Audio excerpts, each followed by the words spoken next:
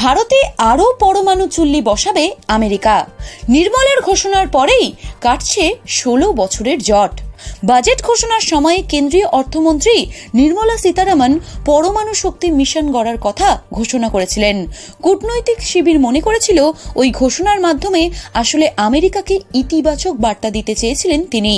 এবার প্রধানমন্ত্রী নরেন্দ্র মোদীর আমেরিকা সফরে সেই বার্তাই প্রায় অনুঘটকের কাজ করল। দুই দেশ আরও এক ধাপ এগিয়ে গেল। ভারতে আরও বেশি পরমাণু চুল্লি তৈরি করবে আমেরিকা।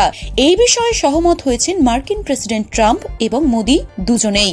প্রায় 16 বছর আগে দুই দেশের মধ্যে পারমাণবিক চুক্তি হয়েছিল।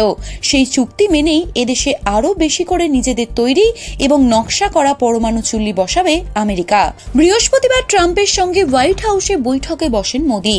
সেখানেই দুই রাষ্ট্রনেতা সিদ্ধান্ত নিয়েছেন অসামরিক পারমাণবিক শক্তি ক্ষেত্রে পরস্পরকে আরও বেশি সহায়তা করবে দুই দেশ।